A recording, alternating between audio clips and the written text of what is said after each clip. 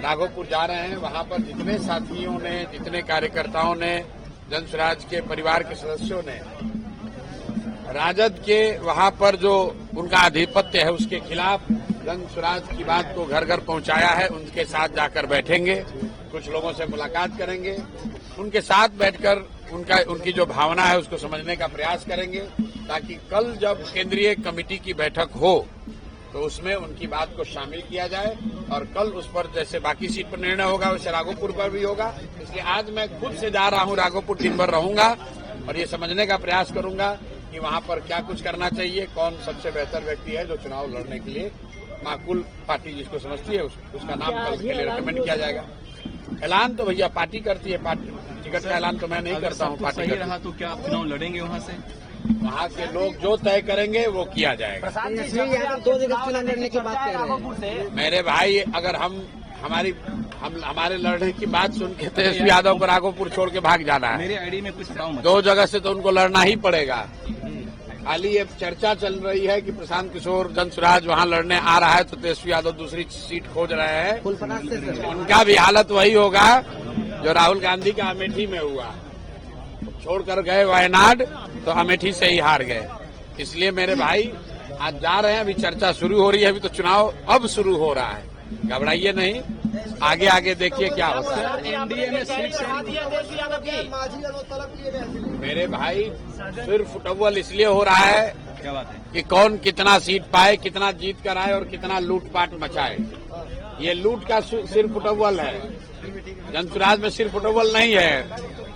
जो भी है, जो जिन साथी कार्यकर्ताओं ने काम किया है उनमें से ही कुछ लोगों को टिकट मिल रहा है, जिनको नहीं मिल रहा है उनको इस बात का दुख जरूर होगा कि उनको नहीं मिला, लेकिन इस बात का उनको जरूर एहसास है कि जिसने काम किया है उसी में से किसी को मिला है। कुछ आरोप लगा रहे हैं प्रशांत जी आप पर कि टिकट इधर उधर कर दिया। बिल्कुल ठीक बात है, आरोप तो लगेगा ही भाई। कुल मिला जुलाकर 243 लोग ही चुनाव लड़ सकते हैं, लेकिन जन स्वराज को बनाने के लिए तो हजारों लोगों ने खून पसीना बहाया है। लेकिन उन साथी कार्यकर्ताओं को ये विश्वास है कि जन स्वराज में कुछ भी बिक नहीं सकता है। चयन में सही गलत हो सकता है, आप उससे सहमत असहमत हो सकते हैं, लेकिन अपना परिवार है, जो लोग अगर कुछ असहमत भी होंगे उनके साथ बैठकर बात हो जाएगी। आपका साइड इफेक्ट जोरदार है, वहाँ पवन जी ने वापस ले लिया। मेरे भाई, आपका इफेक्ट है, मेरा इफेक्ट कुछ नहीं है। न्यायालय में हमको चुनौती देने वाले अशोक चौधरी ने कहा कि हम अब जनता की अदालत में जाएंगे, तो आपके जरिए मैं पूछना चाहता हूं कि वो घोषित करें कि किस विधानसभा में जनता की अदालत में आ रहे हैं। दम है तो अशोक चौधरी बताएं कि किस जनता की अदालत में जा रहे हैं, और अगर जनता की अदालत में नहीं जा रहे हैं तो न्यायालय में आइए, और नहीं आइए तो आपकी गलती मान ली जाएगी कि आपने चोरी भ्रष्टाचार किया है। इसलिए भाई अभी आ रहा हूं उस पर, पहले से 4 जो मूर्छित है उसका तो बता दें। जो 4 लोगों ने कहा कि जनता तय करेगी, तो जनता तो सरकार बनाएगी, तुम 4 भ्रष्ट लोगों को जवाब देना है। तो दिलीप जायसवाल, सम्राट चौधरी, मंगल पांडे और अशोक चौधरी को अनाउंस करना चाहिए कि किस जनता की अदालत में जाएंगे, कौन सा विधानसभा से चुनाव लड़ेंगे, ताकि जन स्वराज का कोई ना कोई सिपाही इन भ्रष्टाचारियों पर से इनसे पूरा हिसाब किया जा सके। पवन सिंह से हमारा कोई झगड़ा नहीं है, मैंने कल भी कहा था, पवन सिंह जी हमारे मित्र हैं, वो भाजपा में है, कहाँ है उससे मतलब नहीं है, हमारे मित्र हैं।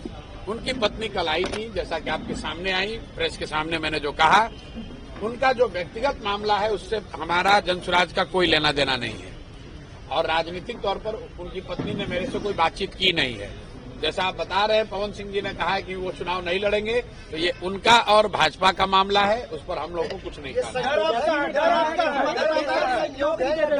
अब भाई ये डर है कि क्या है, ये तो जाके आप उनसे पूछिए, अशोक चौधरी से पूछिए कि ये डर है कि प्रशांत किशोर का डर है कि तुम्हारे अपने किए गए भ्रष्टाचार का डर है।